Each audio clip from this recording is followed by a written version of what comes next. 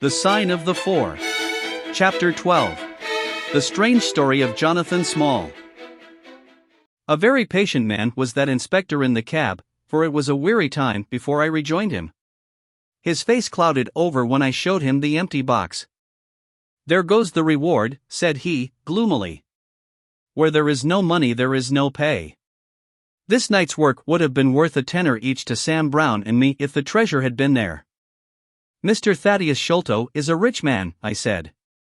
"He will see that you are rewarded, treasure or no." The inspector shook his head despondently, however. "It's a bad job," he repeated, "and so Mr. Athelney Jones will think." His forecast proved to be correct, for the detective looked blank enough when I got to Baker Street and showed him the empty box. They had only just arrived, Holmes, the prisoner, and he, for they had changed their plans so far as to report themselves at a station upon the way. My companion lounged in his armchair with his usual listless expression, while Small sat stolidly opposite to him with his wooden leg cocked over his sound one. As I exhibited the empty box, he leaned back in his chair and laughed aloud. "This is your doing, Small," said Athelney Jones, angrily. "Yes, I have put it away where you shall never lay hand upon it," he cried, exultantly. "It is my treasure, and if I can't have the loot I'll take darn good care that no one else does. I tell you that no living man has any right to it, unless it is 3 men who are in the Andaman convict barracks and myself.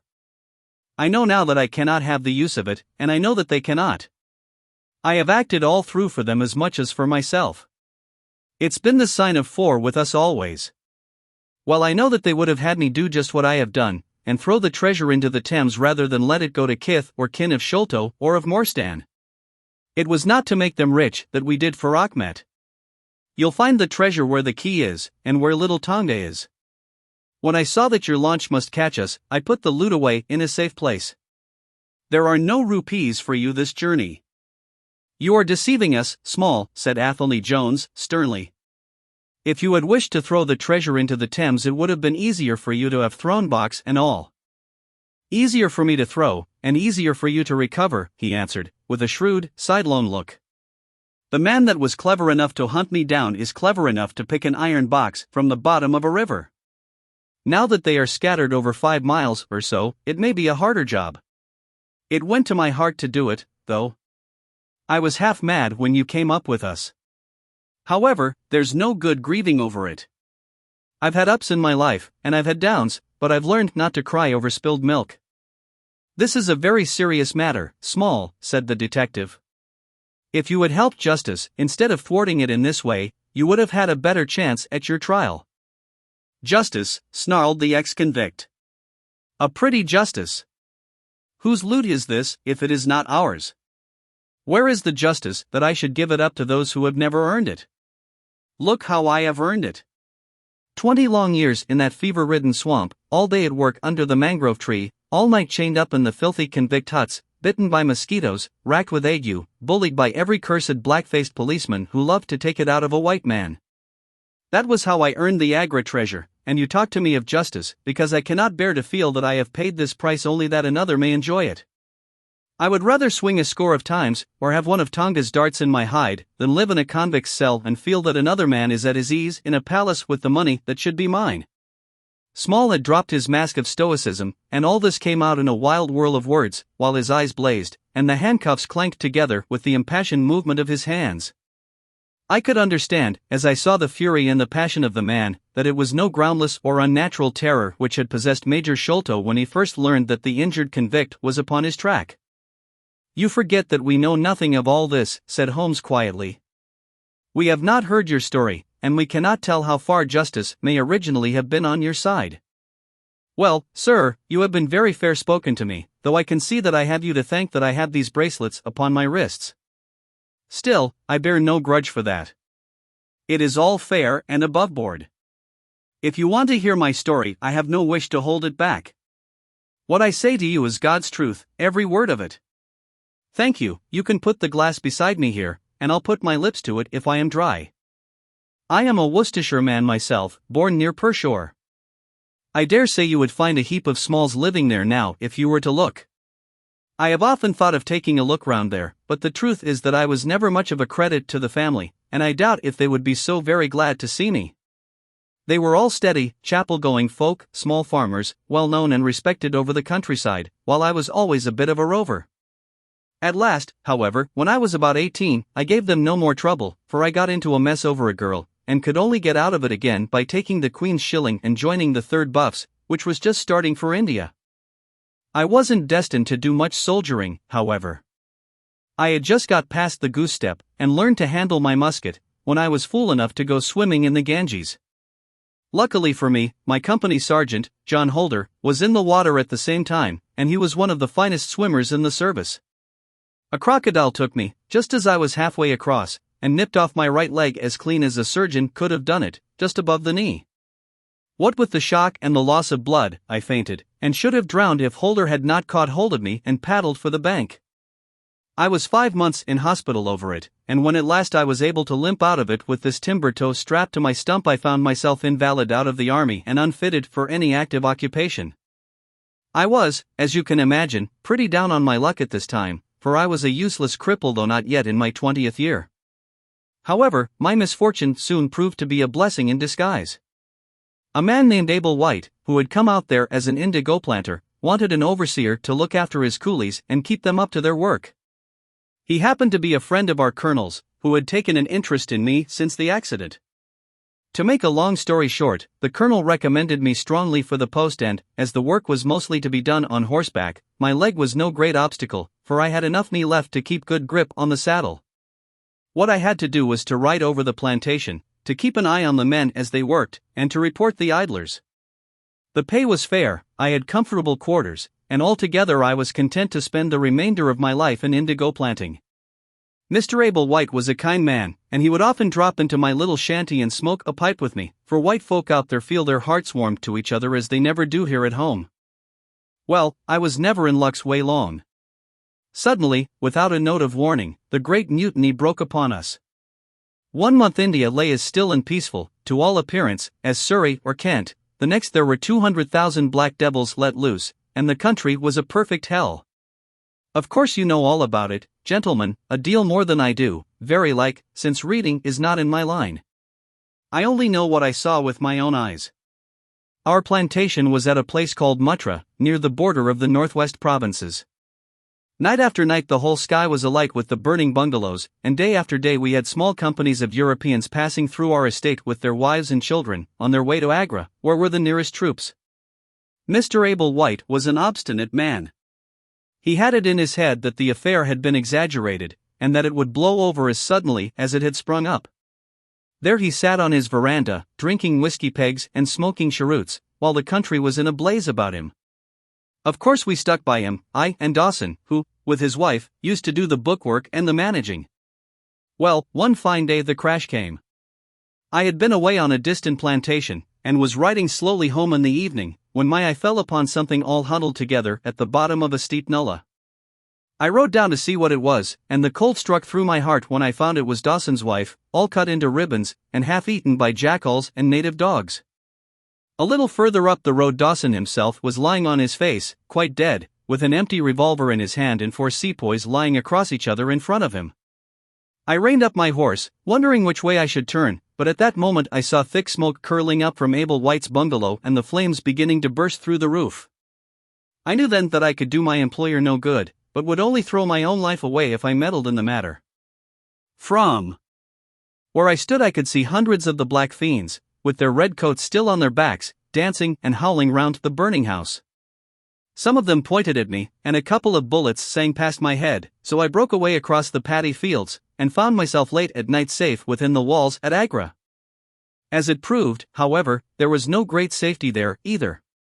The whole country was up like a swarm of bees. Wherever the English could collect in little bands, they held just the ground that their guns commanded. Everywhere else they were helpless fugitives. It was a fight of the millions against the hundreds, and the cruelest part of it was that these men that we fought against, foot, horse, and gunners, were our own picked troops, whom we had taught and trained, handling our own weapons, and blowing our own bugle calls. At Agra there were the 3rd Bengal Fusiliers, some Sikhs, 2 troops of horse, and a battery of artillery. A volunteer corps of clerks and merchants had been formed, and this I joined, wooden leg and all. We went out to meet the rebels at Shagunj early in July, and we beat them back for a time, but our powder gave out, and we had to fall back upon the city. Nothing but the worst news came to us from every side, which is not to be wondered at, for if you look at the map you will see that we were right in the heart of it. Lucknow is rather better than 100 miles to the east, and Kanpur about as far to the south. From every point on the compass there was nothing but torture and murder and outrage. The city of Agra is a great place, swarming with fanatics and fierce devil worshippers of all sorts. Our handful of men were lost among the narrow, winding streets. Our leader moved across the river, therefore, and took up his position in the old fort at Agra. I don't know if any of you gentlemen have ever read or heard anything of that old fort. It is a very queer place, the queerest that ever I was in, and I have been in some rum corners, too. First of all, it is enormous in size. I should think that the enclosure must be acres and acres. There is a modern part, which took all our garrison, women, children, stores, and everything else, with plenty of room over. But the modern part is nothing like the size of the old quarter, where nobody goes, and which is given over to the scorpions and the centipedes. It is all full of great deserted halls, and winding passages, and long corridors twisting in and out, so that it is easy enough for folk to get lost in it. For this reason it was seldom that anyone went into it, though now and again a party with torches might go exploring. The river washes along the front of the old fort, and so protects it, but on the sides and behind there are many doors, and these had to be guarded, of course, in the old quarter as well as in that which was actually held by our troops. We were short-handed, with hardly men enough to man the angles of the building and to serve the guns. It was impossible for us, therefore, to station a strong guard at every one of the innumerable gates. What we did was to organize a central guardhouse in the middle of the fort, and to leave each gate under the charge of one white man and 2 or 3 natives. I was selected to take charge during certain hours of the night of a small isolated door upon the southwest side of the building. 2 Sikh troopers were placed under my command, and I was instructed if anything went wrong to fire my musket, when I might rely upon help coming at once from the central guard. As the guard was a good 200 paces away, however, and as the space between was cut up into a labyrinth of passages and corridors, I had great doubts as to whether they could arrive in time to be of any use in case of an actual attack. Well, I was pretty proud at having this small command given me, since I was a raw recruit, and a game-legged one at that. For 2 nights I kept the watch with my Punjabis. They were tall, fierce-looking chaps, Muhammad Singh and Abdullah Khan by name, both old fighting men who had borne arms against us at Chilianwala. They could talk English pretty well, but I could get little out of them. They preferred to stand together and jabber all night in their queer Sikh lingo. For myself, I used to stand outside the gateway, looking down on the broad, winding river and on the twinkling lights of the great city. The beating of drums, the rattle of tom-toms, and the yells and howls of the rebels, drunk with opium and with bang, were enough to remind us all night of our dangerous neighbors across the stream. Every 2 hours the officer of the night used to come round to all the posts, to make sure that all was well. The 3rd night of my watch was dark and dirty, with a small, driving rain. It was dreary work standing in the gateway hour after hour in such weather. I tried again and again to make my Sikhs talk, but without much success. At 2 in the morning the rounds passed, and broke for a moment the weariness of the night. Finding that my companions would not be led into conversation, I took out my pipe, and laid down my musket to strike the match. In an instant the 2 Sikhs were upon me. One of them snatched my firelock up and leveled it at my head, while the other held a great knife to my throat and swore between his teeth that he would plunge it into me if I moved a step. My first thought was that these fellows were in league with the rebels, and that this was the beginning of an assault. If our door were in the hands of the sepoys the place must fall, and the women and children be treated as they were in Kanpur. Maybe you gentlemen think that I am just making out a case for myself, but I give you my word that when I thought of that, though I felt the point of the knife at my throat, I opened my mouth with the intention of giving a scream, if it was my last one, which might alarm the main guard. The man who held me seemed to know my thoughts, for, even as I braced myself to it, he whispered, "Don't make a noise. The fort is safe enough. There are no rebel dogs on this side of the river." There was the ring of truth in what he said, and I knew that if I raised my voice I was a dead man. I could read it in the fellow's brown eyes. I waited, therefore, in silence, to see what it was that they wanted from me. "Listen to me, Sahib," said the taller and fiercer of the pair, the one whom they called Abdullah Khan. You must either be with us now or you must be silenced forever. The thing is too great a one for us to hesitate. Either you are heart and soul with us on your oath on the cross of the Christians, or your body this night shall be thrown into the ditch and we shall pass over to our brothers in the rebel army. There is no middle way. Which is it to be, death or life?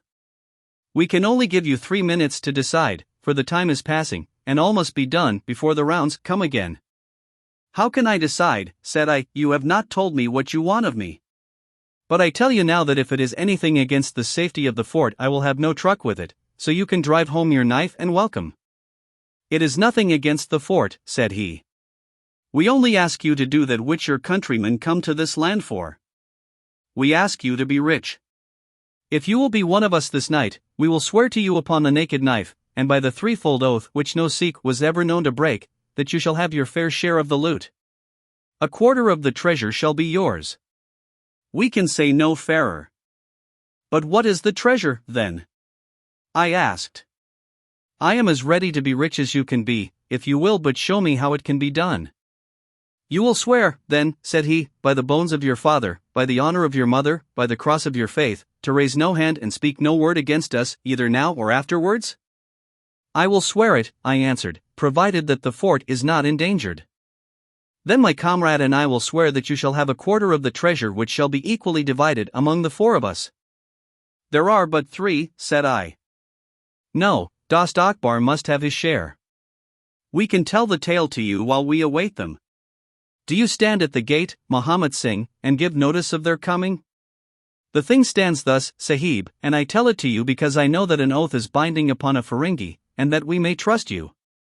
Had you been a lying Hindu, though you had sworn by all the gods in their false temples, your blood would have been upon the knife, and your body in the water. But the Sikh knows the Englishman, and the Englishman knows the Sikh. Hearken, then, to what I have to say. There is a Raja in the northern provinces who has much wealth, though his lands are small. Much has come to him from his father, and more still he is set by himself, for he is of a low nature and hoards his gold rather than spend it. When the troubles broke out he would be friends both with the lion and the tiger, with the sepoy and with the company's Raj. Soon, however, it seemed to him that the white men's day was come, for through all the land he could hear of nothing but of their death and their overthrow. Yet, being a careful man, he made such plans that, come what might, half at least of his treasure should be left to him. That which was in gold and silver he kept by him in the vaults of his palace, but the most precious stones and the choicest pearls that he had he put in an iron box, and sent it by a trusty servant who, under the guise of a merchant, should take it to the fort at Agra, there to lie until the land is at peace. Thus, if the rebels won he would have his money, but if the company conquered his jewels would be saved to him. Having thus divided his hoard, he threw himself into the cause of the sepoys, since they were strong upon his borders. By doing this, mark you, Sahib, his property becomes the due of those who have been true to their salt. This pretended merchant, who travels under the name of Achmet, is now in the city of Agra, and desires to gain his way into the fort. He has with him as traveling companion my foster brother Dost Akbar, who knows his secret. Dost Akbar has promised this night to lead him to a side postern of the fort, and has chosen this one for his purpose. Here he will come presently, and here he will find Muhammad Singh and myself awaiting him. The place is lonely, and none shall know of his coming.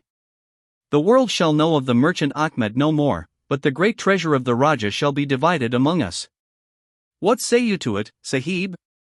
In Worcestershire the life of a man seems a great and a sacred thing, but it is very different when there is fire and blood all round you and you have been used to meeting death at every turn. Whether Ahmed the merchant lived or died was a thing as light as air to me, but at the talk about the treasure my heart turned to it, and I thought of what I might do in the old country with it, and how my folk would stare when they saw their ne'er-do-well coming back with his pockets full of gold moidores. I had, therefore, already made up my mind. Abdullah Khan, however, thinking that I hesitated, pressed the matter more closely. Consider, Sahib, said he, that if this man is taken by the commandant he will be hung or shot, and his jewels taken by the government, so that no man will be a rupee the better for them. Now, since we do the taking of him, why should we not do the rest as well? The jewels will be as well with us as in the company's coffers. There will be enough to make every one of us rich men and great chiefs. No one can know about the matter, for here we are cut off from all men. What could be better for the purpose? Say again, then, Sahib, whether you are with us, or if we must look upon you as an enemy. I am with you heart and soul, said I. It is well, he answered, handing me back my firelock. You see that we trust you, for your word, like ours, is not to be broken. We have now only to wait for my brother and the merchant. Does your brother know, then, of what you will do? I asked. The plan is his. He has devised it. We will go to the gate and share the watch with Muhammad Singh. The rain was still falling steadily, for it was just the beginning of the wet season. Brown, heavy clouds were drifting across the sky, and it was hard to see more than a stonecast. A deep moat lay in front of our door, but the water was in places nearly dried up, and it could easily be crossed. It was strange to me to be standing there with those two wild Punjabis waiting for the man who was coming to his death.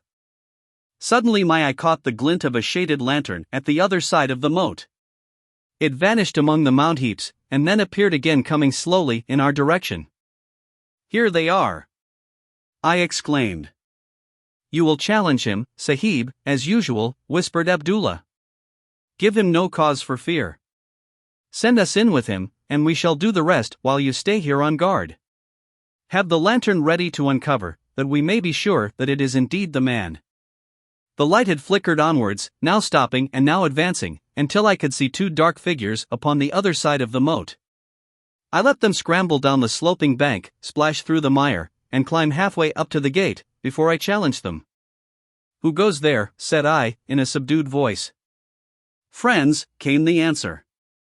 I uncovered my lantern and threw a flood of light upon them. The first was an enormous Sikh, with a black beard which swept nearly down to his cummerbund. Outside of a show, I have never seen so tall a man. The other was a little, fat, round fellow, with a great yellow turban, and a bundle in his hand, done up in a shawl. He seemed to be all in a quiver with fear, for his hands twitched as if he had the ague, and his head kept turning to left and right with two bright little twinkling eyes, like a mouse when he ventures out from his hole. It gave me the chills to think of killing him, but I thought of the treasure, and my heart set as hard as a flint within me. When he saw my white face he gave a little chirrup of joy and came running up towards me. Your protection, Sahib, he panted, your protection for the unhappy merchant Achmet. I have travelled across Rajputana that I might seek the shelter of the fort at Agra. I have been robbed and beaten and abused because I have been the friend of the company. It is a blessed night this when I am once more in safety, I and my poor possessions. What have you in the bundle? I asked. An iron box, he answered, which contains one or two little family matters which are of no value to others, but which I should be sorry to lose. Yet I am not a beggar, and I shall reward you, young Sahib, and your governor also, if he will give me the shelter I ask. I could not trust myself to speak longer with the man. The more I looked at his fat, frightened face, the harder did it seem that we should slay him in cold blood. It was best to get it over. Take him to the main guard, said I. The two Sikhs closed in upon him on each side, and the giant walked behind, while they marched in through the dark gateway.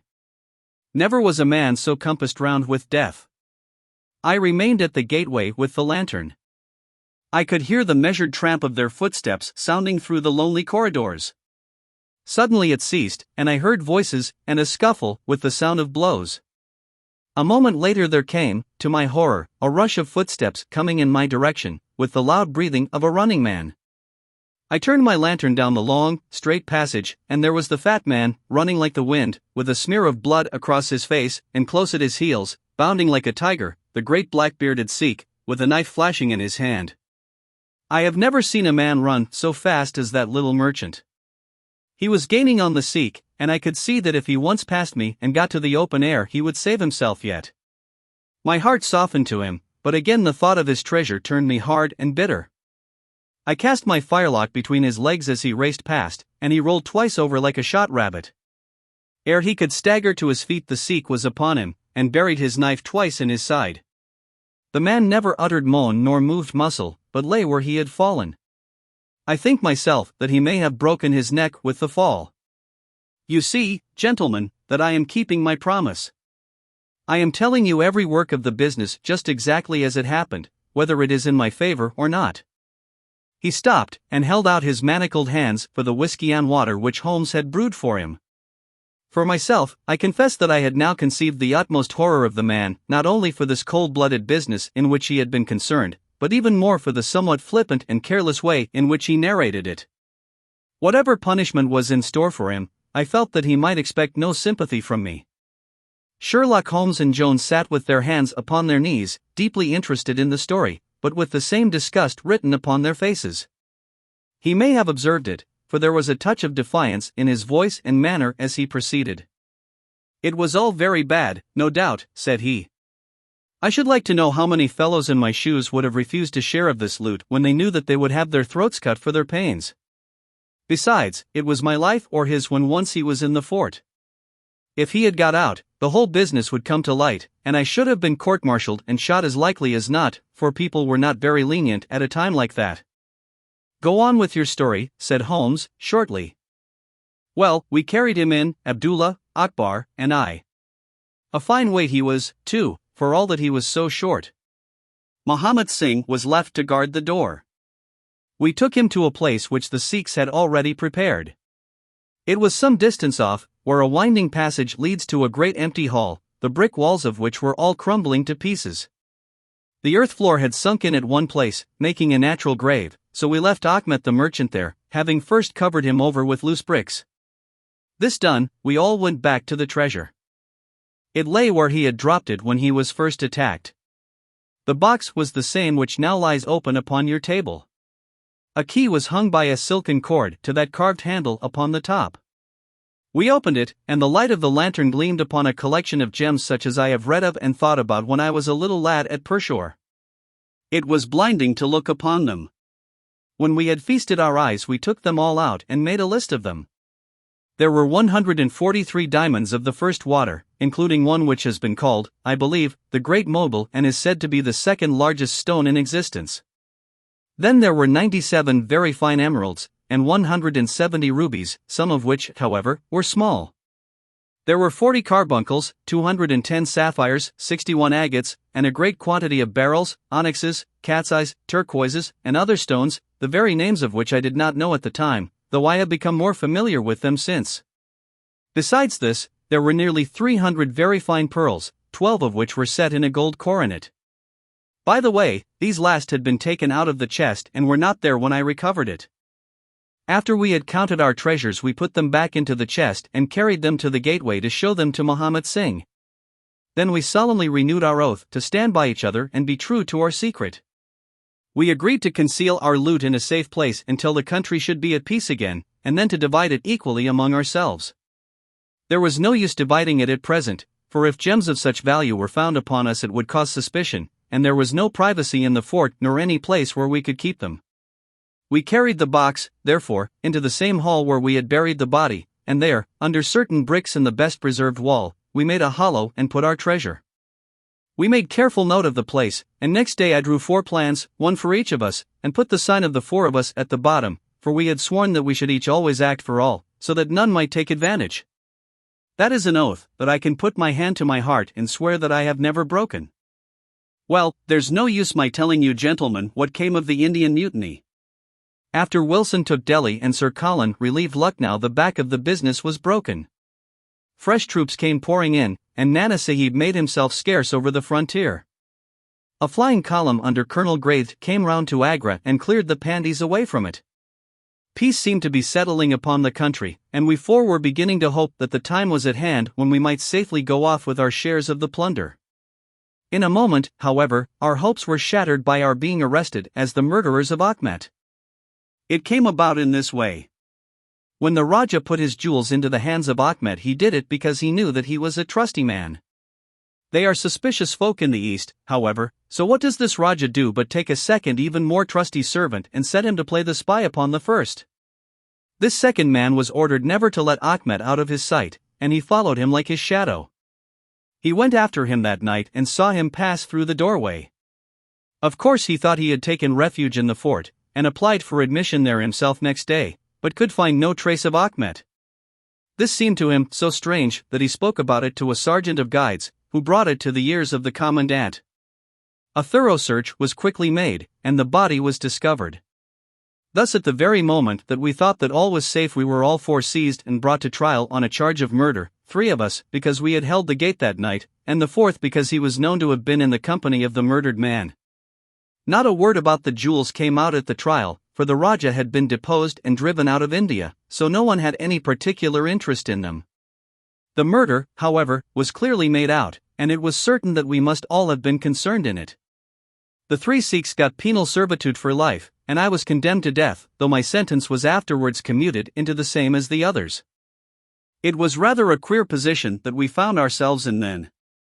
There we were all 4 tied by the leg and with precious little chance of ever getting out again, while we each held a secret which might have put each of us in a palace if we could only have made use of it. It was enough to make a man eat his heart out to have to stand the kick and the cuff of every petty jack in office, to have rice to eat and water to drink, when that gorgeous fortune was ready for him outside, just waiting to be picked up.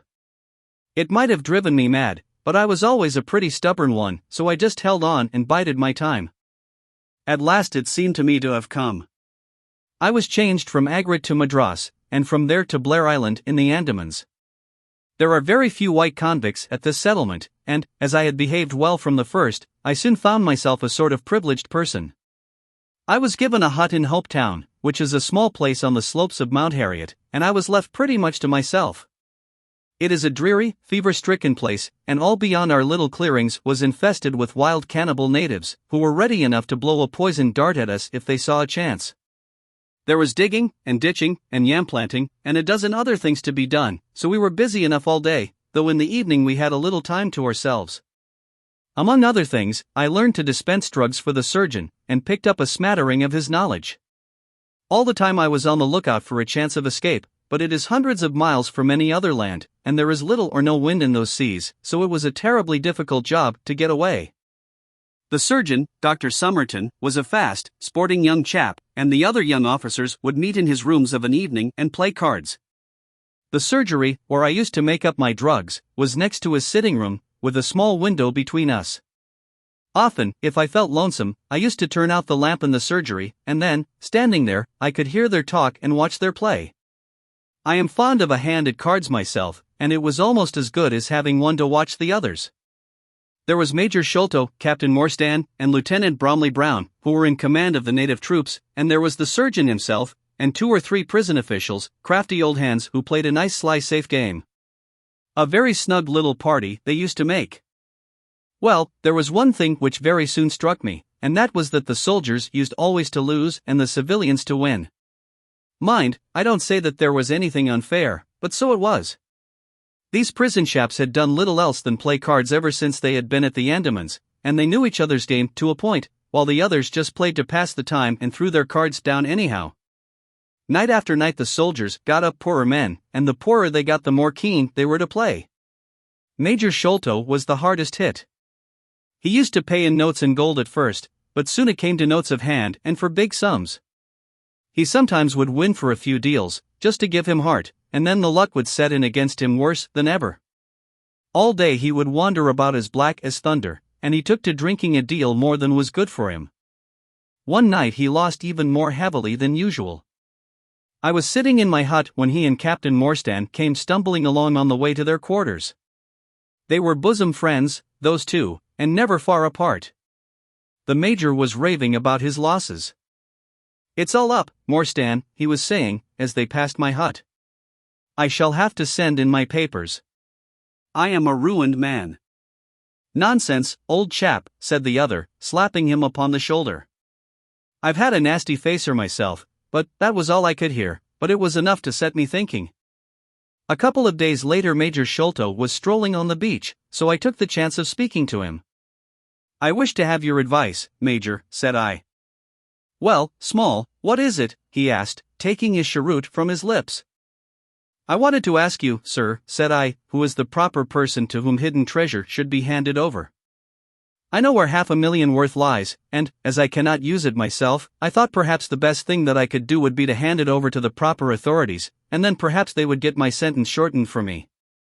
"$500,000, Small," he gasped, looking hard at me to see if I was in earnest.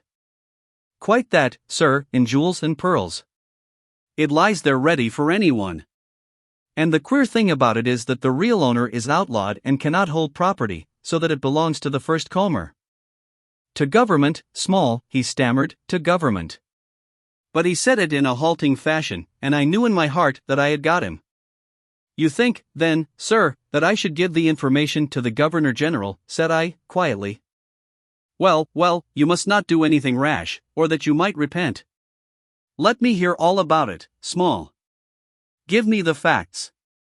I told him the whole story, with small changes so that he could not identify the places. When I had finished, he stood stock still and full of thought. I could see by the twitch of his lip that there was a struggle going on within him. This is a very important matter, Small, he said, at last. You must not say a word to anyone about it, and I shall see you again soon.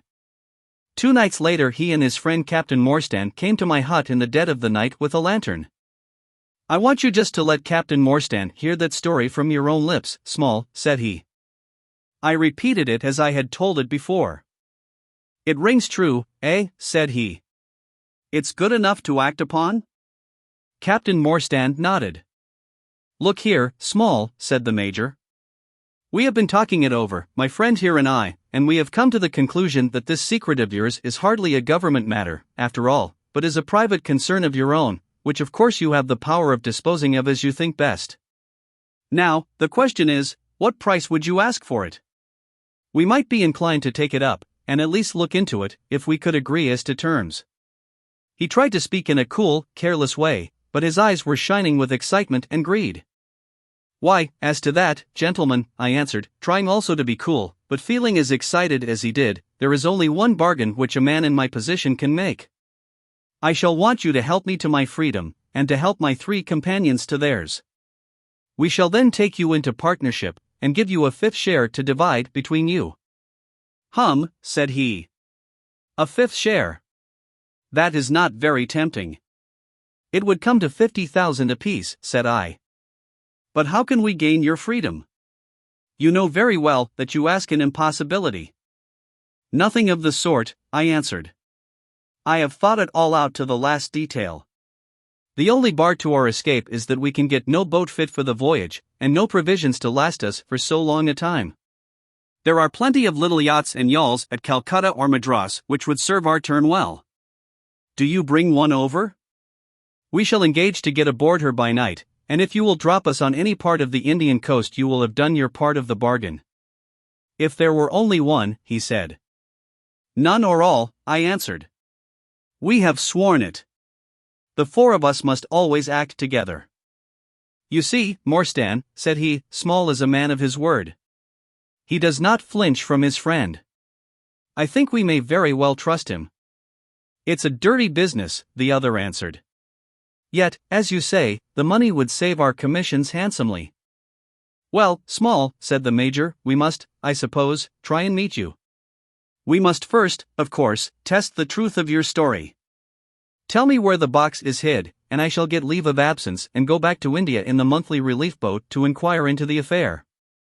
Not so fast, said I, growing colder as he got hot.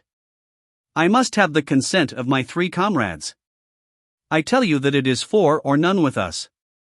Nonsense, he broke in. What have 3 black fellows to do with our agreement? Black or blue, said I, they are in with me, and we all go together. Well, the matter ended by a second meeting, at which Muhammad Singh, Abdullah Khan, and Dost Akbar were all present. We talked the matter over again, and at last we came to an arrangement. We were to provide both the officers with charts of the part of the Agra fort and mark the place in the wall where the treasure was hid.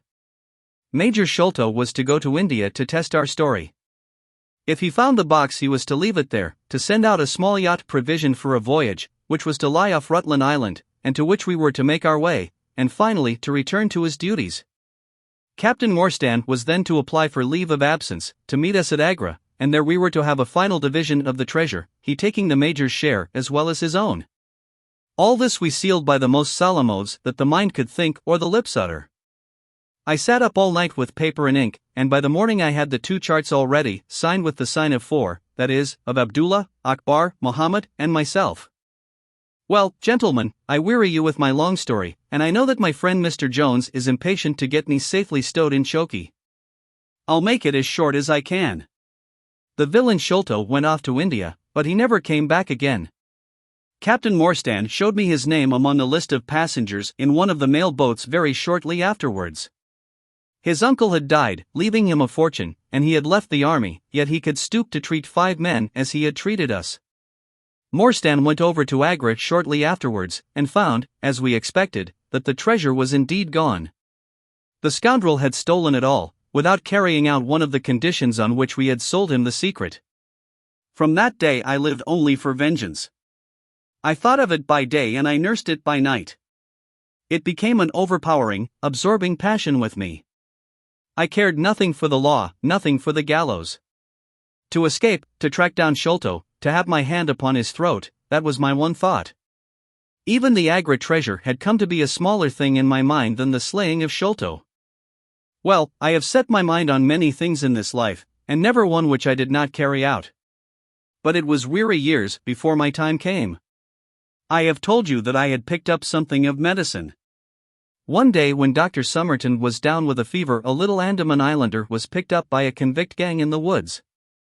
He was sick to death, and had gone to a lonely place to die. I took him in hand, though he was as venomous as a young snake, and after a couple of months I got him all right and able to walk. He took a kind of fancy to me then, and would hardly go back to his woods, but was always hanging about my hut. I learned a little of his lingo from him, and this made him all the fonder of me. Tonga, for that was his name, was a fine boatman, and owned a big, roomy canoe of his own. When I found that he was devoted to me and would do anything to serve me, I saw my chance of escape. I talked it over with him. He was to bring his boat round on a certain night to an old wharf which was never guarded, and there he was to pick me up. I gave him directions to have several gourds of water and a lot of yams, coconuts, and sweet potatoes. He was stanch and true, was little Tonga. No man ever had a more faithful mate. At the night named he had his boat at the wharf. As it chanced, however, there was one of the convict guard down there, a vile Pathan who had never missed a chance of insulting and injuring me. I had always vowed vengeance, and now I had my chance. It was as if fate had placed him in my way that I might pay my debt before I left the island. He stood on the bank with his back to me, and his carbine on his shoulder. I looked about for a stone to beat out his brains with, but none could I see. Then a queer thought came into my head and showed me where I could lay my hand on a weapon. I sat down in the darkness and unstrapped my wooden leg. With 3 long hops I was on him. He put his carbine to his shoulder, but I struck him full, and knocked the whole front of his skull in. You can see the split in the wood now where I hit him. We both went down together, for I could not keep my balance, but when I got up I found him still lying quiet enough. I made for the boat, and in an hour we were well out at sea. Tonga had brought all his earthly possessions with him, his arms and his gods. Among other things, he had a long bamboo spear, and some Andaman coconut matting, with which I made a sort of sail. For 10 days we were beating about, trusting to luck, and on the 11th we were picked up by a trader which was going from Singapore to Jeddah with a cargo of Malay pilgrims. They were a rum crowd, and Tonga and I soon managed to settle down among them. They had one very good quality: they let you alone and asked no questions. Well, if I were to tell you all the adventures that my little chum and I went through, you would not thank me, for I would have you here until the sun was shining. Here and there we drifted about the world, something always turning up to keep us from London. All the time, however, I never lost sight of my purpose. I would dream of Sholto at night. 100 times I have killed him in my sleep. At last, however, some 3 or 4 years ago, we found ourselves in England. I had no great difficulty in finding where Sholto lived, and I set to work to discover whether he had realized the treasure, or if he still had it. I made friends with someone who could help me. I name no names, for I don't want to get anyone else in a hole, and I soon found that he still had the jewels. Then I tried to get at him in many ways, but he was pretty sly, and had always 2 prize-fighters, besides his sons and his khitmatgar, on guard over him. One day, however, I got word that he was dying. I hurried at once to the garden, mad that he should slip out of my clutches like that, and, looking through the window, I saw him lying in his bed, with his sons on each side of him. I'd have come through and taken my chance with the 3 of them, only even as I looked at him his jaw dropped, and I knew that he was gone. I got into his room that same night, though, and I searched his papers to see if there was any record of where he had hidden our jewels. There was not a line, however, so I came away, bitter and savage as a man could be.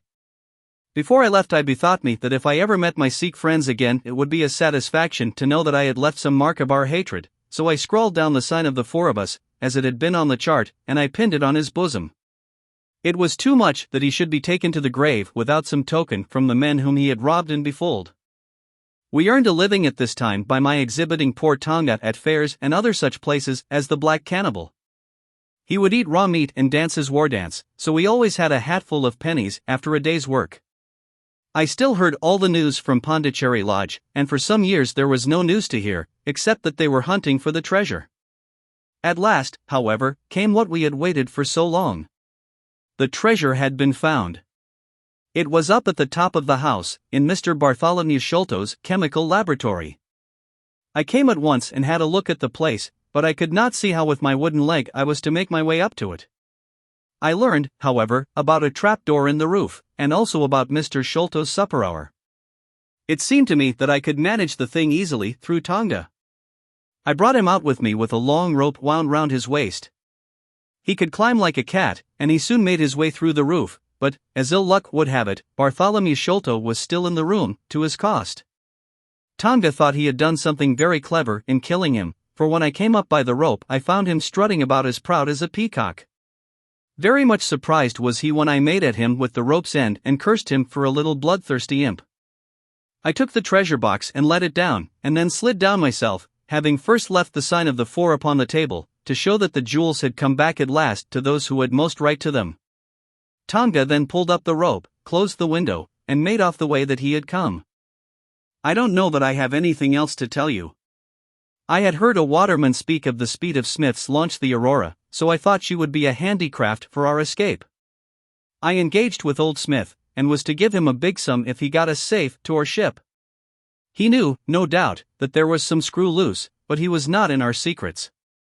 All this is the truth, and if I tell it to you, gentlemen, it is not to amuse you, for you have not done me a very good turn, but it is because I believe the best defense I can make is just to hold back nothing, but let all the world know how badly I have myself been served by Major Sholto, and how innocent the first am of the death of his son. A very remarkable account, said Sherlock Holmes. A fitting wind-up to an extremely interesting case. There is nothing at all new to me in the latter part of your narrative, except that you brought your own rope. That I did not know. By the way, I had hoped that Tonga had lost all his darts, yet he managed to shoot one at us in the boat. He had lost them all, sir, except the one which was in his blowpipe at the time. Ah, of course, said Holmes. I had not thought of that. Is there any other point which you would like to ask about? Asked the convict, affably. I think not, thank you, my companion answered. Well, Holmes, said Athelney Jones, you are a man to be humored, and we all know that you are a connoisseur of crime, but duty is duty, and I have gone rather far in doing what you and your friend asked me. I shall feel more at ease when we have our storyteller here safe under lock and key. The cab still waits, and there are 2 inspectors downstairs. I am much obliged to you both for your assistance. Of course you will be wanted at the trial. Good night to you. Good night, gentlemen both, said Jonathan Small. You first, Small, remarked the wary Jones as they left the room. I'll take particular care that you don't club me with your wooden leg, whatever you may have done to the gentleman at the Andaman Isles. Well, and there is the end of our little drama, I remarked, after we had sat some time smoking in silence. I fear that it may be the last investigation in which I shall have the chance of studying your methods. Miss Morstan has done me the honor to accept me as a husband in prospective. He gave a most dismal groan. I feared as much, said he. I really cannot congratulate you. I was a little hurt. Have you any reason to be dissatisfied with my choice? I asked. Not at all. I think she is one of the most charming young ladies I ever met, and might have been most useful in such work as we have been doing. She had a decided genius that way, witness the way in which she preserved that agriplan from all the other papers of her father. But love is an emotional thing, and whatever is emotional is opposed to that true cold reason which I place above all things. I should never marry myself, lest I bias my judgment. I trust, said I, laughing, that my judgment may survive the ordeal. But you look weary. Yes, the reaction is already upon me. I shall be as limp as a rag for a week. Strange, said I, how terms of what in another man I should call laziness alternate with your fits of splendid energy and vigor. Yes, he answered, there are in me the makings of a very fine loafer and also of a pretty spry sort of fellow. I often think of those lines of old Goethe. Shade das deine Natur nur einen Mensch ausdir schuf. Den zoon wordigen man war und zoon skelman der Stoff. By the way, apropos of this Norwood business, you see that they had, as I surmised, a confederate in the house, who could be none other than Lal Rao, the butler, so Jones actually has the undivided honor of having caught one fish in his great haul. The division seems rather unfair, I remarked. You have done all the work in this business. I get a wife out of it, Jones gets the credit, pray what remains for you? For me, said Sherlock Holmes, there still remains the cocaine bottle. And he stretched his long white hand up for it.